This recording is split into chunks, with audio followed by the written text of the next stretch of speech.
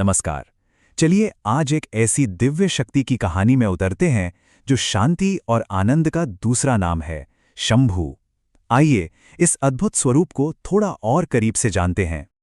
जरा सोचिए, एक ऐसा वक्त जब सब कुछ बिखर रहा हो, जब डर और बेचैनी हर कोने में बसी हो। ऐसे में क्या होता है जब दुनिया को विनाश की तलवार नहीं बल्कि एक मरहम की जरूरत होती है? तो हमारी कहानी शुरू होती है एक ऐसे ही दौर से। एक ऐसी दुनिया जो डर और निराशा में पूरी तरह डूबी हुई थी और किसी दिव्य सहारे का इंतजार कर रही थी। उस दौर में ब्रह्मांड एक गहरे संकट से गुजर रहा था। एक तरफ असुरों का अत्याचार बढ़ रहा था तो दूसरी तरफ इंसान आपस में ही लड़ रहे थे। यहां तक कि प्रकृति का संतुलन भी बिगड़ गया था।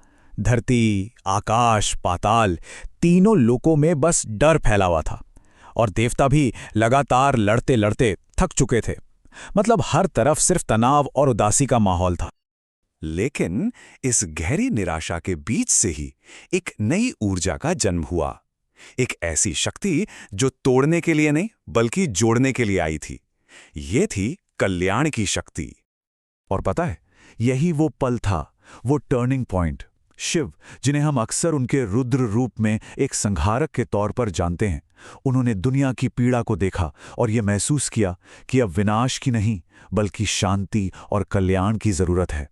ये एक बहुत बड़ा बदलाव था। तो इसी सोच के साथ शिव के दिल से एक बहुत ही सौम्य, शांत और दिव्य प्रकाश निकला, और यही थे शंभु। शंभु नाम का मतलब ही यही है। शम यानी कल्याण और भू यानी स्रोत, मतलब वो जो कल्याण का स्रोत है। देखिए, शंभु का मकसद एकदम क्रिस्टल क्लियर था। वो युद्ध की आग नहीं थे बल्कि करुणा की ठंडी हवा थे। उनका सिर्फ एक ही काम था, मन के डर को शांत करना, पीड़ा को कम करना और दुनिया में प्रेम और मिठास का संदेश फैलाना। अब शंभु की असली शक्ति को समझना है ना, तो उनकी कहानियों को सुनना पड़ेगा। तो चलिए 3 ऐसी कथाएं सुनते हैं जो उनके इस अद्भुत प्रभाव को दिखाती हैं। तो पहली कहानी है एक शहर की। एक ऐसा शहर जो सूखे, बीमारी और आपसी झगड़ों में पूरी तरह तबाह हो चुका था। पूरा का पूरा शहर गहरी निराशा में डूबा था। जब लोगों ने बेबसी में मदद के लिए पुकारा तो शंभु वहां आए, और उनके आते ही मानो सब बदल गया। हवा ठंडी हो गई, सूखी जमीन में नमी आ गई और लोगों के दिलों में शांति छा गई।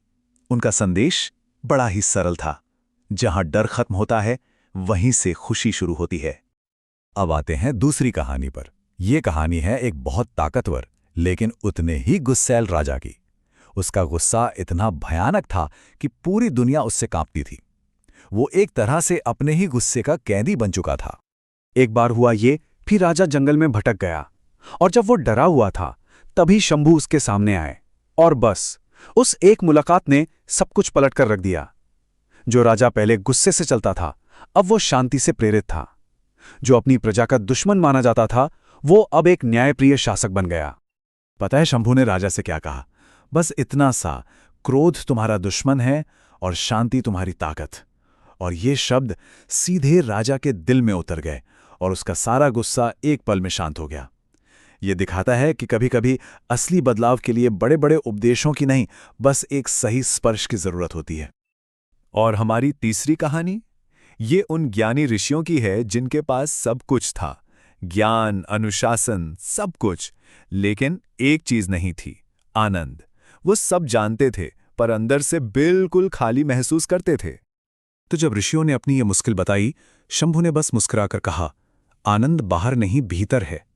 उनके सिर्फ एक स्पर्श ने ऋषियों के साधारण से ध्यान को आनंद समाधि में बदल दिया। मतलब उन्होंने कुछ नया नहीं दिया, बस उन्हें वही दिखाया जो उनके पास हमेशा से था। तो इन सब कहानियों का असल मतलब क्या है? क्या है इस मुस्कान के पीछे का गहरा संदेश? चलिए अब शंभु के स्वरूप और उनके संदेश के सार को समझते हैं। देखिए, शंभु का पूरा स्वरूप ही शांति का प्रतीक है। उनकी वो हल्की सी मुस्कान वो भरोसा देती है। उनके गले में जो सर्प है वो भी आक्रामक नहीं बल्कि शांत है। ये दिखाता है कि सबसे खतरनाक प्रवृत्तियों को भी शांत किया जा सकता है। ये शिव का वो रूप है जो विनाश नहीं बल्कि सृजन करता है। तो इन कहानियों से हमें 5 बहुत ही क्लियर मैसेजेस मिलते हैं। पहला, डर का अंत ही सुख की शुरुआत है। दूसरा, गुस्सा हमारी बुद्धि को खत्म कर देता है।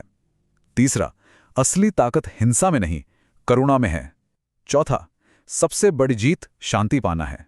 और पांचवा, और शायद सबसे जरूरी, खुशी बाहर नहीं, हमारे भीतर ही मिलती है। तो फिर इन सभी बातों का निचोड़ क्या है? शंभू की शक्ति का असली राज क्या है? ये एक लाइन, इसमें सब कुछ समाया हुआ है। शंभू दुख को खत्म नहीं करते, वे दुख को शांति में बदल देते हैं। वो हमारी बाहरी परिस्थितियों को नहीं बदलते, बल्कि दुख को देखने के हमारे नजरिए को बदल देते हैं। और असली शक्ति तो भीतर की इस अवस्था को बदलने में ही है। तो आखिर में सवाल यही उठता है कि ये जो बदलने की शक्ति है, ये हमें कहाँ मिलेगी? वो शक्ति जो दुख को शांति में बदल सकती है। शंभू की कहानियां हमें इशारा करती हैं कि इसका जवाब कहीं बाहर नहीं, हमारे अपने अंदर ही मौजूद है।